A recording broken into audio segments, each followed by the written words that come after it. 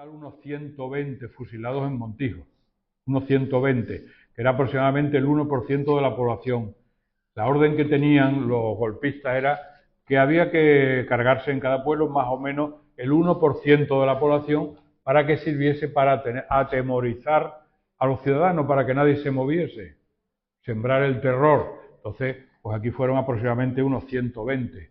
Ya tenemos ya en total unos 110 aproximadamente localizados. Pero no pudieron llevarse los restos nada más que esta persona que os digo que estaba en el campo, su padre, ¿eh? ¿Y cuántas personas fueron exhumadas aproximadamente? Pues yo calculo que alrededor de unas 50 por ahí. Más no. Porque cada noche, esto lo tenían muy bien organizado. Esto fue, como sabéis, el golpe de Estado, ellos sabían lo que había que hacer. O sea, había que eliminar todo el que no pensase como ellos. Y sobre todo empezando por los que habían ocupado cargos relevantes en la República, es decir, que fuesen alcaldes, concejales, dirigentes de partidos políticos de izquierda y dirigentes de sindicatos. Y empezaron la primera saca, que se llamaba la saca, por la noche, que fue el 28 de agosto del 36, fue el alcalde, varios concejales y varios secretarios locales de partidos políticos.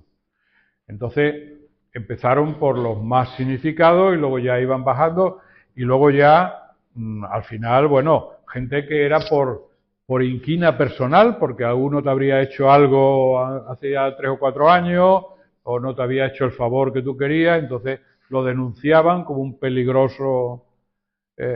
Entonces, pues a esos también los fusilaban, no había juicio con defensas que pudieses defenderte, con abogados, no, o sea, hacían un informe, la falange y al alcalde, pues a este hay que matarlo, ya está.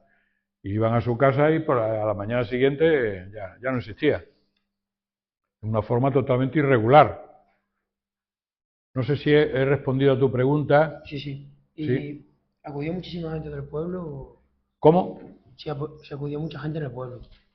¿Al acto de inauguración o A las exhumaciones. a las exhumaciones? Hombre, mucha gente no, pero sí, había bastantes familiares cuando se estaban haciendo las exhumaciones. Ya digo que de eso hay documentales, que es interesante que los veáis.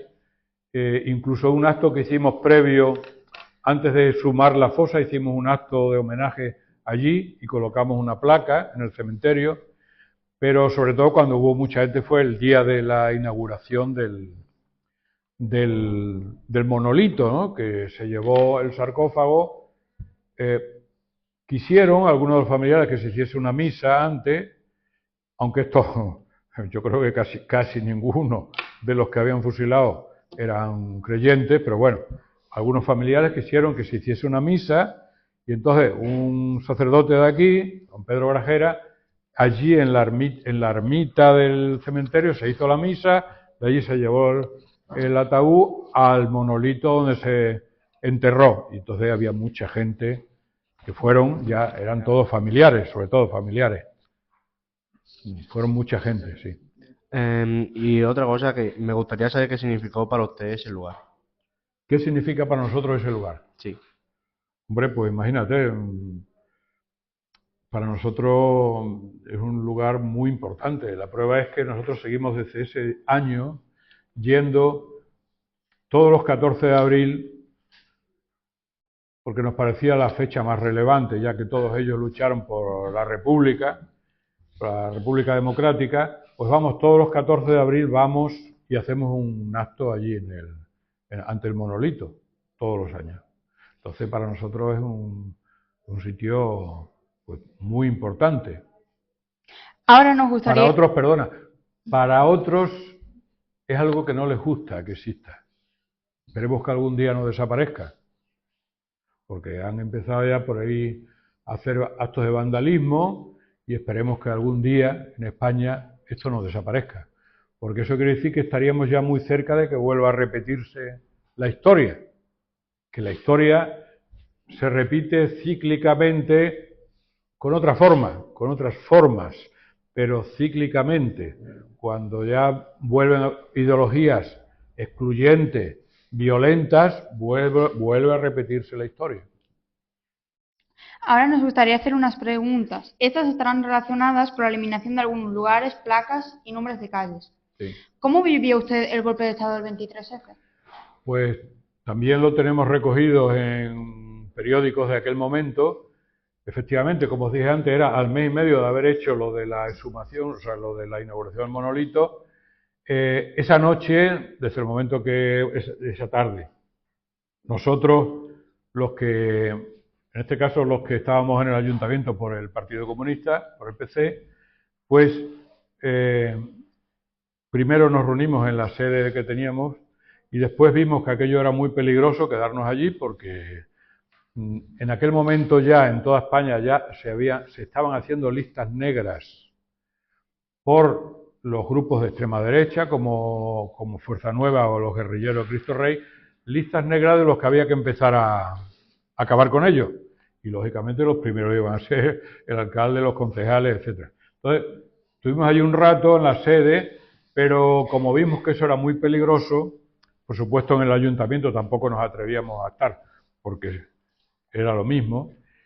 Y entonces nos fuimos, sin que nadie lo supiese, al piso, al apartamento de uno de nosotros, que es en la barriada Juan 23. Vivía allí en un apartamento, nos fuimos, 6 o 7, y allí estuvimos hasta que salió el rey. Bueno, teníamos llamadas telefónicas, entonces eran teléfonos de cable, no como ahora los móviles. Llamadas telefónicas permanentes con la dirección del partido, con la dirección regional del partido, para ver qué hacíamos. Hubo otros que ya empezaron a trasladarse a Portugal. Aquí tenemos la suerte que Portugal está muy cerca y ya hubo otra gente que se fueron yendo hacia Portugal. Nosotros no, nosotros aguantamos allí y hasta que salió el rey, salió en la televisión el rey ordenando a los sublevados, a los golpistas, que se fuesen a los cuarteles. A partir de ese momento ya nos dijo la dirección regional, iros para casa que esto ya ha terminado. A los 2 o 3 días se hizo una gran manifestación en Montijo por la libertad y la democracia. ¿Cómo afectó el golpe al trabajo que se estaba haciendo desde el ayuntamiento para reparar... Perdona. Es que hablo muy rápido, ¿eh? ¿Cómo afectó? ¿Cómo afectó el trabajo que se estaba haciendo desde el ayuntamiento para reparar a las víctimas de la represión franquista? Para reparar a las víctimas. Sí, ¿cómo afectó al trabajo que se estaba haciendo desde el ayuntamiento? Es que no te entiendo exactamente lo que quieres decirme. Si quieres, la vuelvo a leer. ¿Cómo afectó el golpe al trabajo que se estaba haciendo desde el ayuntamiento? Bien, buena pregunta. En vez de amedrentarnos, no solamente aquí en este pueblo, en todos los pueblos, en vez de amedrentarnos, lo que nos sirvió es para decir, bueno, esto hay que continuarlo, pero rápidamente. Todo lo que queremos hacer, de eliminar el vestigio de la dictadura y volver a los símbolos y a todo lo que suponga democracia, vamos a acelerar el proceso. Entonces, en el pleno siguiente a los pocos días del golpe de Estado, del 23 de febrero, me parece que fue a mediados de marzo, en el pleno del ayuntamiento ya llevamos una serie de medidas que había que hacer, que no nos habíamos atrevido por no sembrar mucho enfrentamiento en el año y medio anterior, que es, por ejemplo, cambiar el nombre de todas las calles y plazas de Montijo, que tuviesen nombres relacionados con la dictadura, de generales, de políticos, etcétera. Quitar las placas que había en el ayuntamiento. En el ayuntamiento había placas que decían victorias sobre la masonería, el comunismo y el judaísmo, estas cosas que dijeron en aquel momento, victorias sobre esa fuerza que eran la anti-España. Una placa que había en el centro de la fachada del ayuntamiento, que era la Virgen de Guadalupe, pero que la habían puesto después de la guerra, que ponía Reina de la Victoria, 18 de julio del 36. Esas las quitamos, las reconstruimos en un artesano de Mérida y se la dimos al párroco para que la colocase donde ellos quisieran. Y está colocada, la colocaron en la ermita de Jesús, en la plaza de Jesús. También quitamos los símbolos que había franquistas de la Cruz de los Caídos. La Cruz de los Caídos era un monumento franquista dirigido, o sea, en homenaje a los caídos del bando nacional. Y estaban todos los nombres de los que habían caído de su bando, los símbolos de la falange, y todo eso lo cambiamos. Gracias. Lo cambiamos a partir de ese momento. En fin, a quitar toda la simbología o denominaciones relacionadas con la dictadura. O sea que lo que nos sirvió el golpe de Estado es para acelerar lo que había que haber hecho antes. Como acaba de decir usted que se cambiaron muchas el nombre de las calles, ¿recuerda alguna de ellas Sí, que hombre, se cambiaron? las recuerdo porque las traigo aquí escritas. Sabía que me lo ibas a preguntar. Pues, por ejemplo, Plaza General Franco es actualmente la Plaza del Rey. Plaza de General Mola, Plazuela de los Botellos. Plaza de General Godet, Plaza de Pedro de Valencia. Plaza de General Queipo de Llano, actual Plaza de Luis Braille. No sé si sabéis los nombres actuales de las plazas y de dónde está cada una. Si no, yo os digo dónde están. Plaza General Sanjurjo, calle General Sanjurjo, ahora calle Felipe Checa. Calle José Antonio Primo de Rivera, ahora Eugenio Hermoso. Calle General Primo de Rivera, que era su padre, calle Carrera. Calle Calvo Sotelo, calle Mérida. Lo segundo es lo que le pusimos. Muchos de estos nombres porque ya antes se llamaban así. La calle Mérida, la calle Carrera, etcétera. Plazuela de los Botellos. General Millán Astray, le pusimos calle Peñas. Onésimo Redondo, calle García Lorca. En fin. También ha dicho anteriormente que se retiraron muchas placas, como por ejemplo las de la parroquia de San Pedro. Sí. ¿Y dónde se encuentran esas placas retiradas? La placa, el rótulo de la parroquia de San Pedro es que era de cemento. Ya le he pasado alguna foto a Lourdes. Era de cemento y entonces eso no se podía sacar. No era de piedra enteriza, era cemento. Entonces, pues mandamos a los empleados del ayuntamiento con un cincel y un martillo, y el párroco no quería que se quitase, porque eso estaba en la iglesia, y le dijimos, no, hombre, usted, esto lo puso el ayuntamiento después de la guerra civil, mediante un acuerdo del ayuntamiento, y esto no lo puso el obispo ni lo puso la iglesia, eso lo puso el ayuntamiento, y entonces el ayuntamiento es el que va a retirarlo. Entonces, al final, pues tuvo que otorgar. ¿Hubo protestas por estos cambios? Sí, muchas protestas, sí. Y ya digo, y amenazas, a nosotros amenazas anónimas, pues eso, porque querían amedrentarnos. Pero sí, la hubo. Entonces, en Montijo había un ambiente todavía encrespado, que después poco a poco se ha ido quitando, y esperemos que, ya digo, que no vuelva a repetirse ese ambiente, porque, hombre, los que estábamos allí dando la cara, pues era muy jodido, ¿no? Porque eso te afectaba a tu familia, a tu esposa, a tus niños, a tus padres. O sea, luego le iban también con las amenazas a la familia. ¿Y la cruz del parque municipal cuándo se construyó y para qué? Sí, eso fue un acuerdo que hubo del gobierno, de la dictadura, en toda España. Existe en todos los pueblos de España, y era primero, para decir que España volvía a ser oficialmente católica, cosa que en la República era un sistema laico, cada uno podía practicar su religión, pero pues el país era laico. Bien, entonces para que de nuevo España fuese oficialmente católica, había que hacer un monumento con una cruz y donde tuviesen los nombres de los caídos por Dios y por España. Por Dios y por España. Por lo visto los otros no cayeron por Dios ni por España. Eso nos llevaría aquí un buen rato explicando. No todo el mundo que cayó por la República era ateo o era agnóstico. Había muchos que eran católicos o eran de otras religiones. Y al revés, tampoco algunos de los que cayeron por el bando tenían nada de católicos o de cristianos, sino todo lo contrario. Sí. Pero bueno, la línea oficial era una cruz y con todos los nombres de los que habían caído en el bando nacional, con la simbología, el águila imperial, el yugo y la flecha. Entonces el objetivo era que volviese España a ser lo que había sido en el antiguo régimen, sí, hasta el siglo XVIII.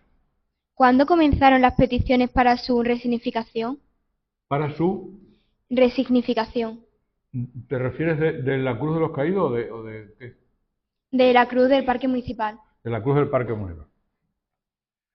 Bueno, ya digo, eso nosotros lo teníamos ya desde que entramos en el ayuntamiento en mayo del 79, lo teníamos en mente, pero estábamos dejando pasar un tiempo para que no se crease mucho enfrentamiento en el pueblo. Lo teníamos pensado, pero bueno, ya lo iremos haciendo. Pero en cuanto hubo el golpe de Estado y fracasó, del 23 de febrero, pues rápidamente ya la gente nos presionó, la gente decía, no, esto ya hay que meterle mano. Luego ya, como quedó el escudo, porque no fuimos capaces de quitarlo con un cincel, el águila imperial, etcétera. Luego ya, posteriormente, a partir del año 2000 o por ahí, que ya se han ido creando asociaciones de la recuperación de la memoria histórica, pues ya esos grupos, esas asociaciones ya han vuelto a seguir presionando al ayuntamiento y a los organismos públicos para que se elimine la Cruz de los Caídos. No solo para que se le quiten los símbolos, que ya se le quitaron, sino para que se elimine la Cruz de los Caídos. Eso hasta ahora no se ha aprobado, por lo tanto no... ¿En qué año se inauguró? En el año, que yo recuerde, en el año 42. En el año 42. Eso se empezó a construir, pues después de la guerra empezaron ya una colecta pública, y el que no diese dinero ya lo tenían entre ojos, una colecta pública, a recoger dinero. Se compraron, el diseño lo hizo un abogado aquí que había entonces con mucha influencia, Francisco Grajera, Tejeda, hizo el diseño.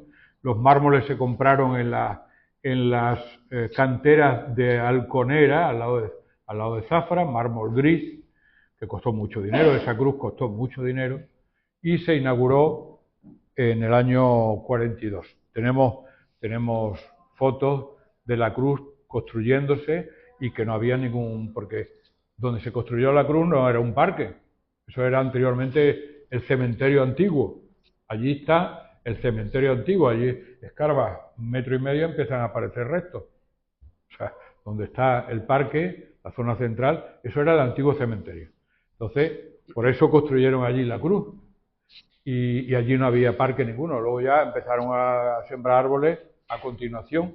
Entonces, existen fotografías antiguas que nada más que se ve la cruz sin árboles. Y informándonos, vimos que su padre tuvo la idea de hacer la cruz del parque municipal. Bueno. Y compartía sus ideales. Bueno, mi padre le tocó inaugurarla. La idea, ya digo, eso en toda España, eso dieron la orden, el gobierno, de que en todos los pueblos y ciudades había que hacer un monumento a los caídos, que tenía que tener lo de la cruz, todos los nombres, los símbolos del régimen. Entonces, eso se empezó antes de que mi padre fuese jefe local de la Falange, y efectivamente, yo es que vengo de una familia muy de derecha, son labradores. Los labradores se afiliaron a la Falange al final de la República, todos, labradores, estamos hablando de gente, propietarios de clase media, y no digamos los latifundistas. Entonces mi familia eran todos de derecha, y mi padre, efectivamente, era de la Falange, y él había estado en la Guerra Civil, en el frente, había estado por ahí, él no estuvo aquí en Montijo, pero en el año 41 lo nombraron jefe local de la Falange.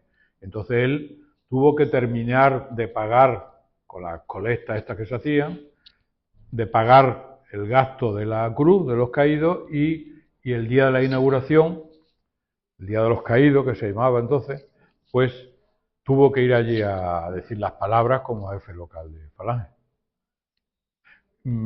Os podéis imaginar cuando mi familia se enteró que yo pertenecía al Partido Comunista. O sea, eso me costó a mí una crisis familiar durante mucho tiempo, ¿no? Eso fue una deshonra para mi familia. No comprendían que un hijo suyo tuviese otras ideas distintas a las suyas. Eso esperemos que algún día no vuelva a repetirse, porque cada uno en una familia sale de una forma y cada uno tiene derecho a pensar, siempre que no perjudiques a nadie, digo, físicamente o mediante violencia, tiene derecho cada uno a pensar lo que le parezca, ¿no? Lo que crea que es mejor. Pero para mí me supuso una ruptura familiar durante bastante tiempo. Informándonos más sobre Montijo, también queríamos saber y que nos contaras un poco sobre la colonia penitenciaria, al lado o enfrente del canal. Sí, efectivamente. Como sabéis, bueno, imagino que lo habréis empezado a estudiar, los planes de regadío en España se empezaron a diseñar a final del siglo XIX con Joaquín Costa, y luego ya en los años 10 con los liberales, con el gobierno liberal, empezaron a hacerse ya los primeros proyectos técnicos. Bueno, el primer canal de riego que se hizo en España fue el Canal de Castilla en el siglo XVIII. Fue el pionero de los canales de riego para tierras. Pero aquí en la República, ya a partir del año 32, comienzan las obras de la construcción de la presa de Cíjara, al final de la provincia de Badajoz, y empiezan a hacer los proyectos técnicos de construcción de los canales de riego. Entonces, a partir del año 32, ya aquí a esta comarca viene un equipo de ingenieros, diseñan y empiezan las obras. Las obras del canal de Montijo comenzaron a partir del año 33. Lo que pasa es que vino la guerra civil y aquello se paró. Como era una idea muy importante de regar todas estas comarcas de Las Vegas del Guadiana, pues después de la guerra ya el nuevo régimen volvió a remontar con esta idea, le dio un giro distinto, pero bueno, había que regar esta comarca, y entonces, como tenían muchos presos políticos, porque todo el que no pensase como ellos había que tenerlo en la cárcel, como mínimo, si no los habían fusilado, estaban en las cárceles, había miles de personas en las cárceles, pues idearon que si trabajaban en las construcciones de obras públicas se le quitarían las penas a razón de por cada día que trabajase físicamente con pico y pala, que era muy duro aquello, le quitaban 3 días de pena. Es decir, una persona que tuviese 30 años de cárcel, que era lo común, por haber estado defendiendo la República, te echaban 30 años de cárcel, pues ese, con 10 años que hubiese trabajado aquí en estas obras del canal, construcción del canal, pues le quitaban. Entonces mucha gente que estaba por ahí en cárceles se venían voluntariamente porque decían, bueno, si tengo que estar aquí 30 años en el Dueso o en el penal de Burgos, pues me vengo aquí y con 10 años ya salgo libre. Entonces se venían mucho. Aquí se inauguró a final del año 40 las colonias, eso eran campos de concentración, el proyecto eran de la Alemania nazi. Yo he visto el proyecto de aquí y es muy parecido al campo de concentración de Dachau, al lado de Múnich, que lo he visitado, eran diseñados por los alemanes, un campo de concentración, pero aquí le llamaron eufemísticamente colonias penitenciarias militarizadas. Esta era la número 2, había 6 o 7 en España, todas para hacer obras públicas o de regadío, como en Sevilla, Los Merinales, o en Talavera de la Reina, y aquí era la número 2, entonces se inauguró a final del año 40.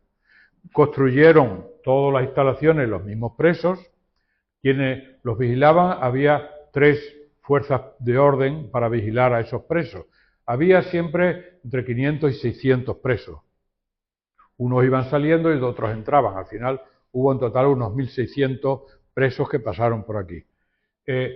La Guardia Civil es la que los vigilaba cuando estaban trabajando haciendo el canal. Cada brigada de presos llevaba guardias civiles con el fusil preparado por si alguno salía corriendo. Ahí te daban el alto y si no te paraba ya sabía lo que te esperaba.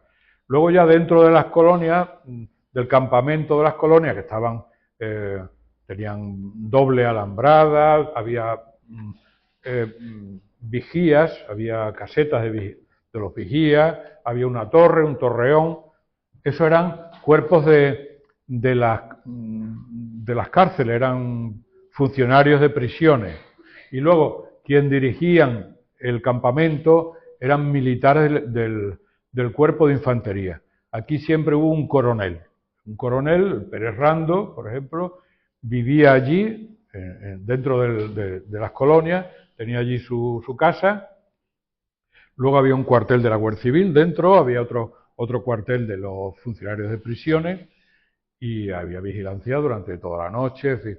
Entonces, aquí los últimos presos se fueron en el año 46, se los llevaban, los últimos ya se los llevaron a los Merinales, a Sevilla, y luego ya el Estado, el Ministerio de Defensa, vendió las instalaciones a empresas privadas y aquello continuó como una empresa de construcción del Plan Badajoz, de pueblos nuevos, de acequias, de canalillos.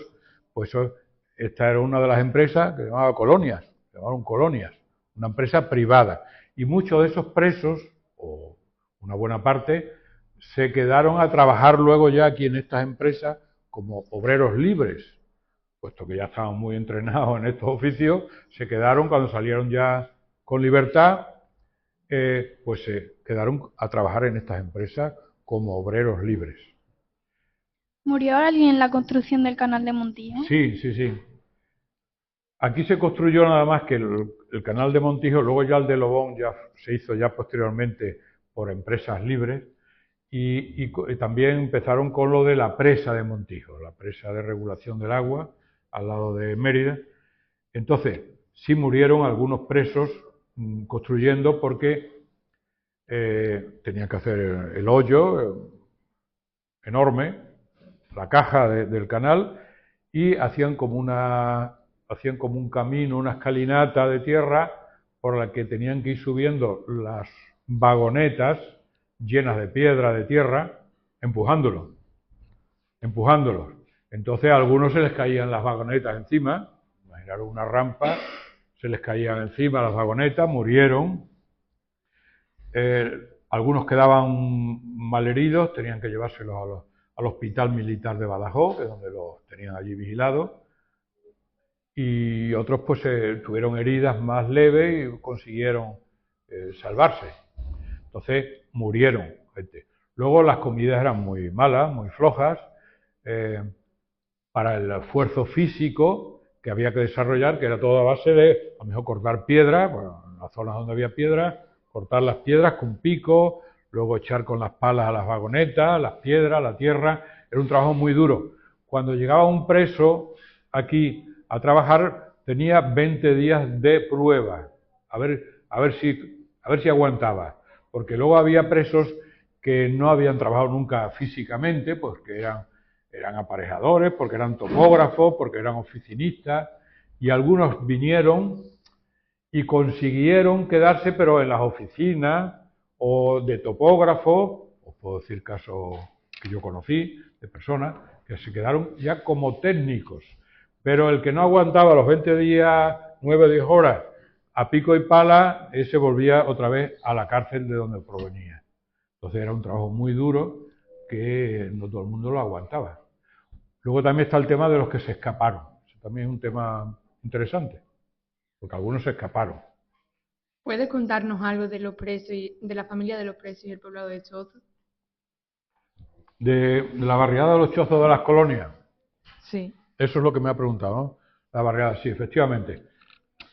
Al otro lado del canal, en un terreno, un cenagal, si sabéis lo que es un cenagal, de propiedad del ayuntamiento, porque las eras llegaban hasta allí, que está enfrente de la estación del tren, entonces no estaba la fábrica esta de Invecosa. Allí al final, en un terreno que en invierno aquello era horrible, porque era un charco, una charca permanente, algunos de las mujeres de los presos empezaron a construir, se venían, porque a lo mejor eran de Aragón, eran de Almería o eran de Burgos, se venían con los niños, tenían niños pequeños, se venían y construían un chozo de horma. Una cosa son los chozos de madera y otros son los chozos de horma. Los chozos de horma es que las paredes, las 4 paredes, son hechas de barro y paja, de tapial, barro y paja, y luego ya el techo es de madera con juncos secos. Entonces, tenían que construirlo, avisaban a gente conocida o gente que le ayudaba, y en una noche había que construir el chozo. Imaginaros, había que darse prisa en construir el chozo, porque si no, el ayuntamiento te echaba de allí. Y entonces poco a poco se fueron construyendo una barriada. Había otras 2 luego en Montijo, la del Bayonal y al final de la calle de la Legión, pero esta le llamó a la gente en Montijo la barriada de los chozos de las colonias. Y ahí vivían 100 y pico de familias. Vivían mujeres de ellos con sus niños, que iban los domingos a visitarlo, las visitas de los domingos, a ver a los padres. Mira, tu hijo ya va creciendo, y eso todo detrás de la alambrada, imaginaros a 10 o 12 metros de distancia. Pues iban las esposas con los niños a hablar con los padres, que habría allí 500 padres a 12, imaginaros, para entenderse cada uno. Eso eran los domingos por la mañana, después de la misa. ¿Y por qué no se pueden visitar? Las colonias. Bueno, hombre, no es que no se puedan. Si convencéis al dueño, si lo convencéis, estupendo. A mí no me dejan porque nosotros llevamos ya, desde el año 2010, llevamos pidiéndole a la Junta que eso habría que comprarlo, pagándole un dinero, y restaurarlo como las antiguas colonias penitenciarias, como existe en toda Europa donde había campos de concentración. Yo he visitado 2 campos de concentración, en Alemania y en Austria, están perfectamente reconstruidos, tienen un centro de interpretación con fotografías, con documentos, con uniformes, y allí van excursiones todos los días de colegio, de instituto, de pensionistas, de todo, para que no se repita la historia. Eso es importante. Esa historia se puede volver a repetir. Por lo tanto, para que la gente sepa lo que es las ideologías totalitarias, en este caso el fascismo, pues para que no vuelva a repetirse. Entonces, nosotros estamos intentando que la Junta compre eso y se reconstruya como centro de interpretación de las colonias penitenciarias. Hasta ahora no lo hemos conseguido, y el padre, por lo menos, que ha muerto hace un año, el padre no quería que allí... Yo he ido con varias televisiones fuera, y en cuanto veía las televisiones ya estaba allí a ver qué hacíamos. Ha venido la BBC de Inglaterra, han venido varias televisiones a hacer reportajes.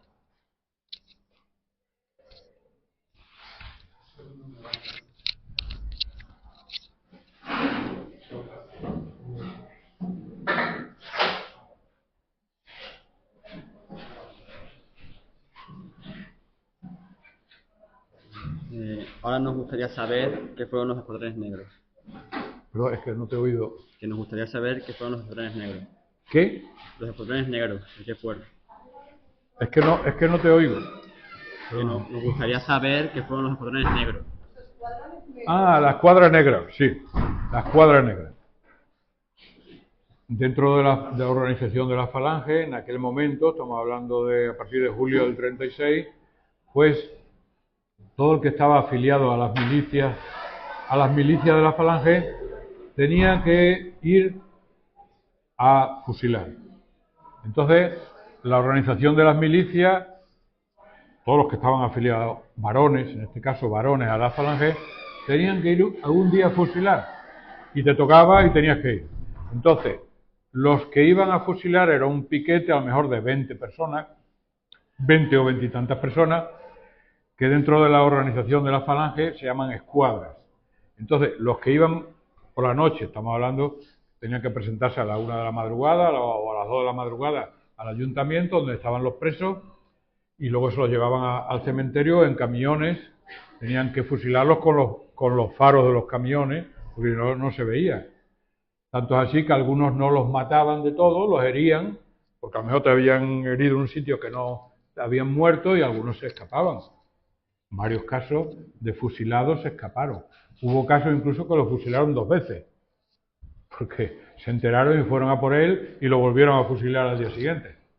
Entonces, la escuadra negra eran la brigadilla de ejecución. Entonces, pues te decían, recibías un escrito en tu casa que mañana te tienes que presentar a la 1:30 de la madrugada en el ayuntamiento, vestido, con el uniforme. Y ya sabías lo que te esperaba. Si no, hubo casos que se negaron a matar, decían, no, yo matar no, eso no lo paso. Entonces, para no ir a la escuadra negra, a la brigadilla de ejecución, te echaban una multa enorme, una sanción enorme, y entonces tenías que pagar, además a lo mejor en 10 o 15 días, la cantidad que ellos te habían puesto, que era enorme. Entonces yo tengo recogido de casos de labradores que tuvieron que vender senaras grandes, venderlas en 4 días, mal venderlas, para poder pagar la sanción que le habían puesto por no ir a matar. Tenemos recogido varios casos. Y si no tenías dinero, pues al que te mataban era a ti. O sea, si tú te negabas y no pagabas, pues prepárate. Entonces, la escuadra negra, pues iban rotando. Luego, dentro de la escuadra negra había voluntarios que esos iban casi todos los días. Muy conocidos en Montijo, en aquel momento, que esos eran voluntarios, esos que se prestaban, esos que disfrutaban. En todas estas guerras civiles hay personas que son sádicos, que son psicópatas, que disfrutan matando, y sobre todo si era un tío que no le había hecho un favor hacía 3 años, le había quitado la novia, pues a este lo tenían sentenciado. Y a eso iban voluntarios, se prestaban voluntarios. De eso había varios en Montijo muy famosos. Vale, ¿y el pueblo conocía estas actividades? ¿Y qué le pasó a los escuadrones negros después de la guerra? ¿Qué les pasó? Pues que vivieron felizmente, una serie de personas de estos que he hablado anteriormente, que se prestaban voluntarios y que eran muy famosos, murieron de mala forma. O sea, la naturaleza o Dios o quien sea lo castigó. Y hubo una serie de casos que murieron hechos polvo psíquicamente, estaban, completamente locos, con mucho miedo. Había gente que estaban, recuerdo, uno que me contaron, en las ventanas de su casa todo el día asomado a ver quién venía, y alguno que lo conocía le decía, que vienen, y se metía para adentro porque tenía miedo a que viniesen los contrarios a vengarse de lo que había hecho, ¿no? Esos son podríamos decir, los sádicos estos que eran unos pocos. Pero luego ya, la gran mayoría de ellos, pues nada, pues hacer la vida tranquila, de ciudadanos de pro, sin ningún problema. Al revés, a muchos de ellos los premiaron. Luego los premiaron con tierras, con casas, que le habían quitado a los otros. Porque aquí en España no se venció al fascismo. Aquí el fascismo murió de viejo, el fascismo. Para finalizar, te queríamos dar las gracias por haber venido y por habernos aportado esta información sobre nuestro pueblo que nos ayuda a recuperar la memoria. Y yo os agradezco que todavía haya jóvenes que se interesen por estos temas, porque yo creo que, me encanta la historia nos ayuda a no repetirla, a no volver a repetir la historia y a mirar hacia el futuro. Si no conocemos la historia, podemos volver a ir de nuevo a esas cosas, a esos periodos que no tienen que repetirse.